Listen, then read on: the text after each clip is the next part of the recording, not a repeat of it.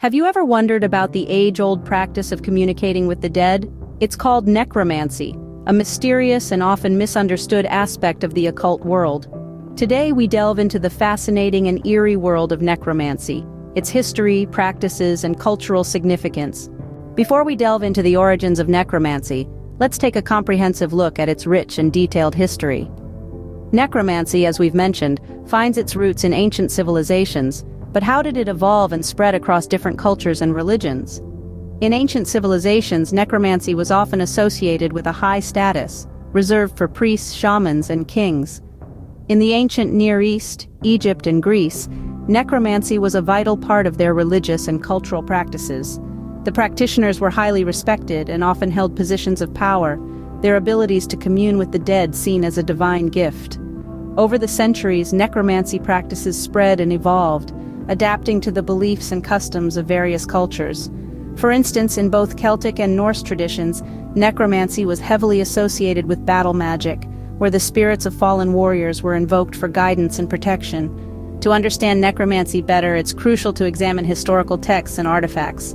Ancient texts such as the Egyptian Book of the Dead and the Greek Necromantian provide a wealth of information about necromantic rituals and beliefs. Artifacts like the Witch's Ladder, a tool supposedly used for summoning spirits, give us a glimpse into the practical aspects of necromancy. That was a deep dive into the history of necromancy. Up next, we'll explore its ancient origins and how perceptions of this practice shifted during the Middle Ages. Stay tuned. Necromancy has not only been a part of our historical and cultural practices, but it has also found a significant place in literature and pop culture. From the classic works of literature to modern movies, TV shows, and video games, necromancy has been a popular theme, captivating audiences with its dark allure and mystical charm. In classic literature, necromancy often played a pivotal role. Shakespeare's Macbeth, for instance, features the iconic scene where the witches summon spirits to prophesy Macbeth's downfall. This portrayal of necromancy, though dramatized, is a reflection of the fear and fascination surrounding the practice during the Elizabethan era. Moving on to modern pop culture, necromancy has found its way into many of our favorite fantasy worlds. The Harry Potter series, Game of Thrones, and The Lord of the Rings are just a few examples where necromancy is used to add a layer of intrigue and suspense. Video games like Diablo and The Elder Scrolls also feature necromancy, often allowing players to take on the role of a necromancer themselves. However, the portrayal of necromancy has not always been consistent. While some narratives depict necromancers as evil and power-hungry, others portray them as misunderstood individuals trying to cheat death or connect with lost loved ones. This duality underscores the complexity of necromancy as a concept and its impact on our cultural imagination.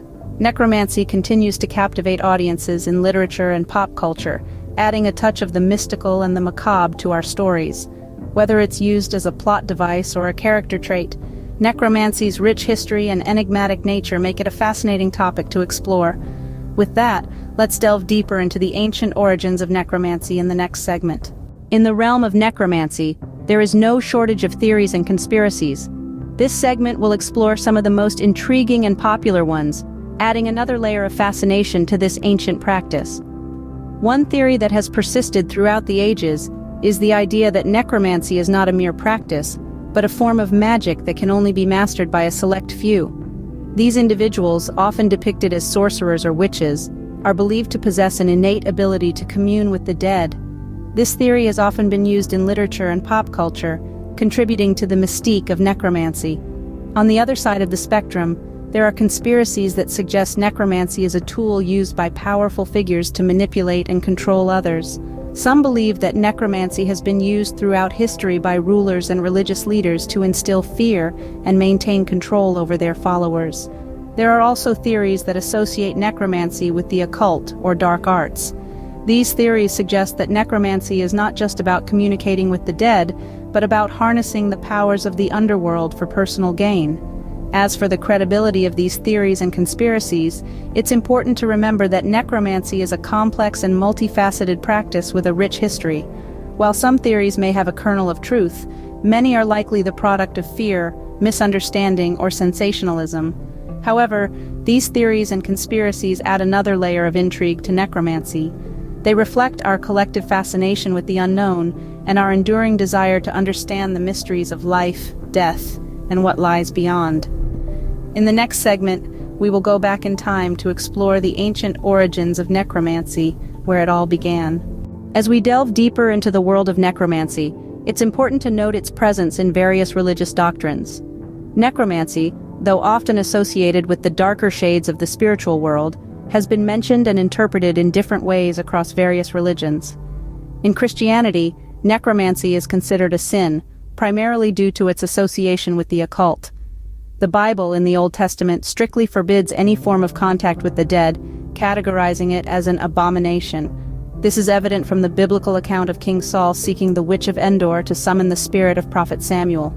Islam, too, discourages necromancy, viewing it as an interference with divine will. The Quran and Hadiths, the teachings and practices of the Prophet Muhammad, strictly forbid any form of magic or sorcery, which includes necromancy. Hinduism, on the other hand, presents a different perspective. The ancient Hindu scriptures, like the Puranas, contain references to necromancy, often associated with tantric practices. It's seen as a way to gain power or knowledge, but it's also cautioned against due to its potential to cause harm. In other religions and spiritual practices, necromancy is viewed through different lenses. Some indigenous tribes and shamanic cultures consider communication with the dead as a part of their spiritual practices, often seeking guidance or wisdom from the spirits. These varying perspectives highlight the complexity and diversity of beliefs surrounding necromancy. From being seen as a sinful act to a revered spiritual practice, the perception of necromancy is as diverse as the religions that mention it. In each of these religious texts, necromancy is viewed with caution, highlighting its potential to disrupt the natural order.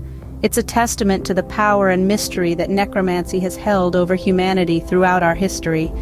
As we journey further back to the ancient origins of necromancy in our next segment, remember that this practice, shrouded in mystery and intrigue, has been a part of human culture for millennia. As we transition from the religious interpretations of necromancy to its ancient origins, it's crucial to pause and consider the ethical implications this practice brings along. Necromancy, in essence, involves communicating with the deceased. This raises some profound ethical questions. Is it right to disturb the peace of the departed? Should the living have the power to summon the dead at their will? Let's delve deeper. Consider the moral boundaries of necromancy. Each religion we discussed earlier has its guidelines and prohibitions regarding contact with the dead. These rules often stem from moral principles about respect for the deceased and the natural order of life and death. Engaging in necromancy could be seen as overstepping these boundaries, violating the sanctity of death, and exploiting the dead for personal gain. Now let's turn to the potential misuse of necromancy. As with any power, there's always the risk of misuse. Necromancy, with its ability to commune with the spirits, could be used unethically to manipulate, deceive, or cause harm, whether to the living or the dead. It could also be used to evade personal responsibility, with individuals blaming their actions on the messages received from spirits. In conclusion, necromancy is a complex field laden with ethical implications. It's not just about the ability to communicate with the dead, it's also about the responsibility that comes with it, the respect for the boundaries between life and death, and the potential for misuse. As we continue to explore the ancient origins of necromancy in the next segment, let's keep in mind that this practice, as fascinating as it is not without its moral and ethical dilemmas. As we've looked at necromancy from ethical, religious, and historical perspectives, it's time to bring it into the present day. Necromancy in the modern world is a fascinating study, a blend of ancient practices with contemporary interpretations and technological advancements. Today, necromancy isn't about dark rituals and summoning spirits in the traditional sense.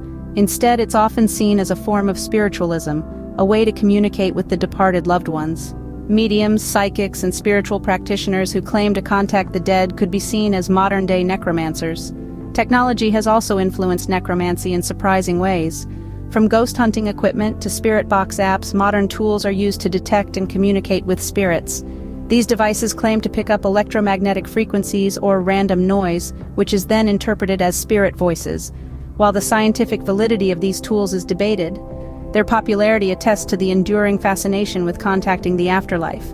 However, the relevance of necromancy in the 21st century goes beyond these practices.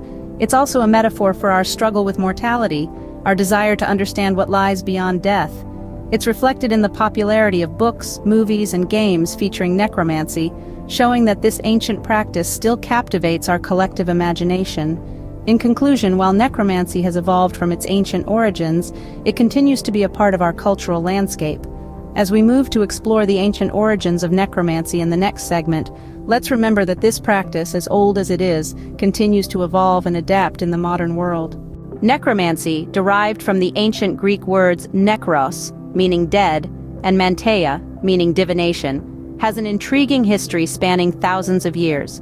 It finds its roots in ancient civilizations, where priests and shamans would commune with the spirits of the deceased to seek their wisdom or prophecy. From the shamanic rituals of Siberia to the oracles of ancient Greece, necromancy has been a part of human culture and spirituality in different forms. Moving towards the Middle Ages, necromancy became associated with darker practices. Medieval necromancers were often depicted as sinister sorcerers, summoning the spirits of the dead for malevolent purposes. This period saw a shift in the perception of necromancy, from a revered spiritual practice to one shrouded in fear and suspicion. So what does necromancy involve? Traditionally, it requires a physical ritual to establish a connection with the spirit world. These rituals can vary widely, from elaborate ceremonies involving incense, chants, and talismans, to simpler practices like meditation or dream work. The goal, however, remains the same: to communicate with the spirits of the departed. But why is necromancy significant? Apart from its historical and cultural value, necromancy raises profound questions about life, death, and what lies beyond. It challenges our understanding of the world and our place within it. Some see it as a means of seeking closure or understanding, while others regard it as a dangerous meddling with the unseen. In summary, necromancy is an ancient practice of communicating with the dead, with deep roots in human history and culture. It has evolved over time, from its origins in shamanic rituals to its darker interpretations in the Middle Ages. Its practices vary, but the goal remains the same: to bridge the gap between the living and the dead. Its cultural significance lies in the questions it poses about life, death, and the beyond. As we close this exploration of necromancy, remember that this is a vast and complex field.